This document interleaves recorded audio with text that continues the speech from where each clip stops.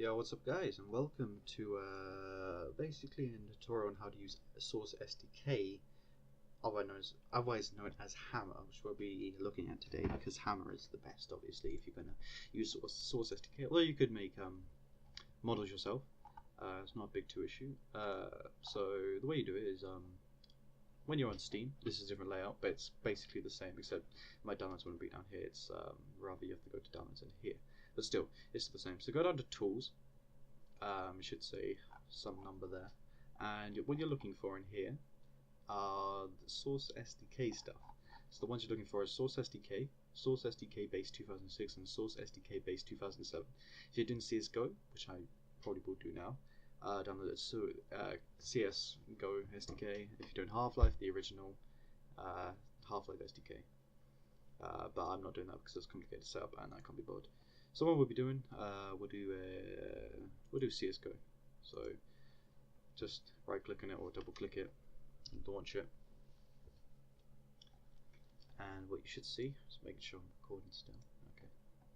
Is the audio working? Yes. Okay.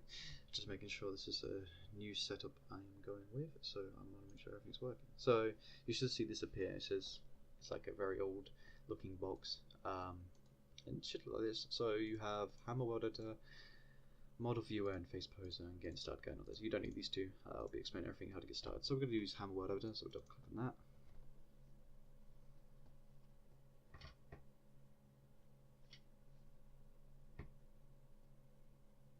Nothing. Oh, there we go. Okay. And so Hammer should appear like this, and there'll be nothing in here. No idea why, but if you can't do anything here, can't click anything, you can look at this if you want. It's not really relevant. Yeah, this is all much to see. How much you will see. You can't do anything. So you're probably going, oh, what's the point of this then? So if you click the back here, you might open. So we're going to click File, New, and you should see this appear. And this looks maybe intimidating to you. Don't worry. This is what you'll see. Maybe it's a bit different. Maybe if you depend on your monitor, how big is I have 1920 by 1080 monitor, so it's pretty good size. It's directly centered in the middle. If none of this is appearing, how do we do it again? Oh yeah. If none of it's appearing, so if I click here and I click 3D textured, you see this. So if like only one's appearing, or it's like this perhaps, and you're worried that you can't see anything, it shouldn't be like that. But if it's like you can't see, oh God, I forgot how to do this. 2D tops, okay. Yeah, so if it's missing anything, just search up line. I should figure out how to do it. Oh, here we go. Okay. No, don't. Never mind. Okay, yeah. Just click at the top here, auto size for views in the view area. And if that doesn't work, I'm not too sure, but it's pretty such line. So before we do anything, before you look at these complicated tools inside here, which aren't actually very complicated, none of the stuff here is complicated, and you won't have been using most of the stuff up here anyway. So we're going to go first is browse, just making sure I'm recording still. Yep. Audio working. Yep. Okay. So we're going to go to browse, and we're going to look for a texture you want. So floor texture, we'll just type in floor, and I guess we'll go for a concrete. So these are all of the textures you can find in CSGO. So we'll go for something like, I don't know, baggage is texture. So we're going to just draw something here like this, no big deal. Depending on the size, you press these. So if I press the mouse button, there's more variety in how I can shape it and stuff like that, especially here. So oh God, I just got rid of everything. So plus it out, do this, minus it, and then yeah, so it's a bit smaller. And then when you're ready, press enter. And you've created it. And to move around the camera here, press Z, move your mouse, WSD to move, and there you go. We have our little flat surface here. Obviously we can't do anything with this yet, and we aren't going to compile anything until we make a skybox. To make a skybox, you're wondering, oh, how do I make a skybox? Go browse, filter, skybox, and then scroll all the way to the bottom, or use that. Click skybox and just make it a bit bigger. So I'm going to increase this. I guess I'm going to do it right here. I should have done the other way around, but it's not a big deal. Bring it one down. Don't want to have it too near the actual play area. We'll bring it up to, yeah, that seems about right. So press enter. But you're looking yourself up. This is what you would see in game. It would be nothing actually on the inside here. So what you have to do you see it looks like this, is go to your selection tool, select the skybox, go to tools and click make hollow, and give it a number. So I tend to go with 2. The difference is between number 2, so it has to be a number bigger than -1 and 1. So I do 2. And as you can see, the inside is now done, and we have a box, a skybox for our player. Of course, if you're going to compile this right now, you're going to go to your entity tool here, which is this like bulb looking thing, or you can press Shift D if you want, and you'll see over here it says categories, entities. You can do any of these, so we'll click entities, and the objects is you want info underscore either, oh, what is it? I forgot what it is now. Jesus. Alright, actually, don't do that. Don't type in info. You can just type in what you want here. So I type in counter-terrorist. Here it goes. Info underscore player counter-terrorist. So there it is. So if I want to look, so basically CTs. So I'm going to just plonk one.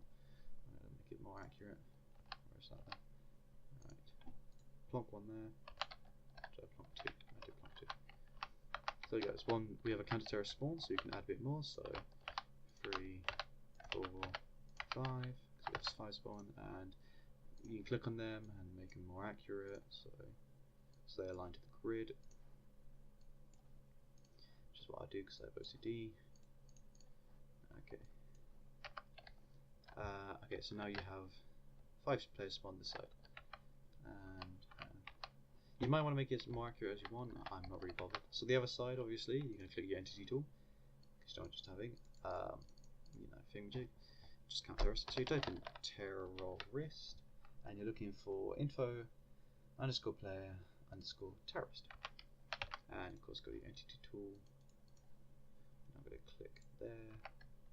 Should be 1, 2, 3, 4, 5. Okay, and that should be fairly accurate itself. I just want to match it up to these ones. So you have to move. Okay. You have to move there. You have to move there. You have to move there. And you have to move there. Okay, alright. There we go. So they're all matched up now. And so we can compile the map if we want, but I'm not going to do that because the map won't look that good. Oh, I've got to save it. Okay, so we'll just do this as I'm going to save it as D underscore test. Oh, tutorial actually. That's a, just 5%. That's right. Mine's just not very good. I can't spell. Yeah, so we've done that. We spawned players in, and next thing we need to do is actually add lighting to the map, obviously. So you can do what you want from now on. I recommend you do the lighting straight away. And the way we're going to do that is we're going to go type in light underscore environment. And what you do is just go plunk that somewhere, and then on here, looking at this grid here, you're just going to bring it up to somewhere on the map. I'm not too sure. Make sure it's in the sky, I recommend, in the sky.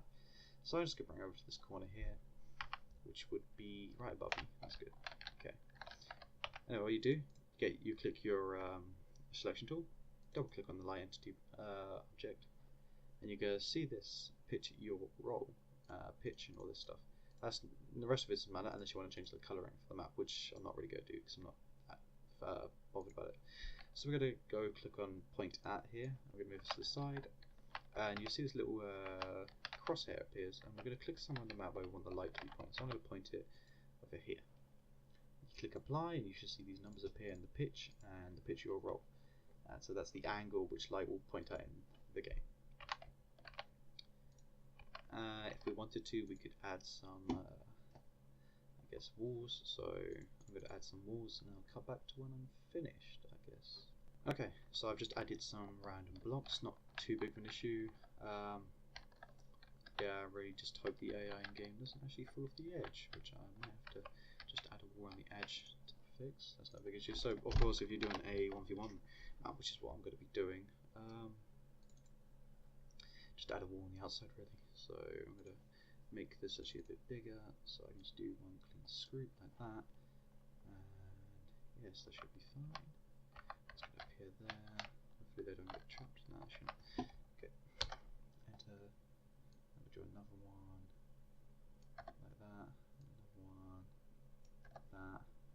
last one like that. Okay, good. So we click File, save it. Always save your work.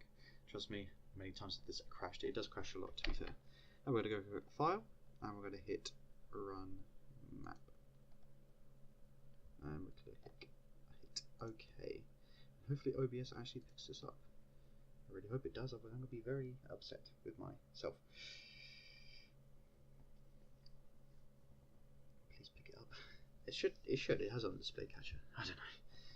I haven't used OBS for a while, and last time I used it was it wasn't like this. This is a completely new interface, which is quite good. Ooh, I don't think it did work. Or did it? You tell me. If not, I'll just make the game windowed anyway.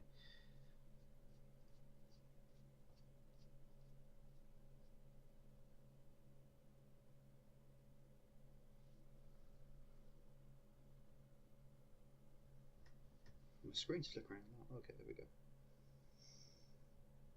If you can see this, good. If you can't, bad. I'm gonna make it full screen windowed, but you should be connected to a server.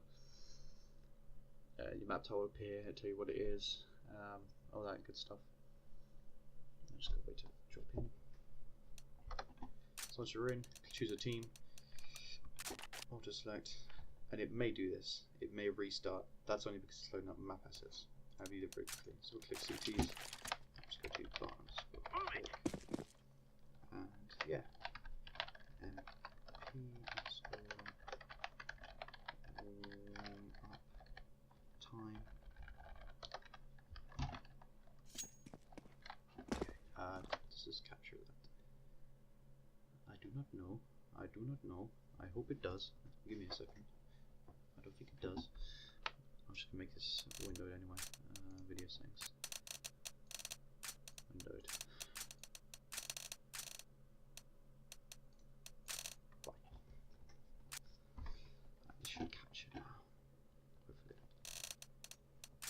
Just check. Do your capture? Okay, I think it does. I'm just going to leave open there. So here you go, you should be in your map. The shadows are working. It's nice plywood I put down.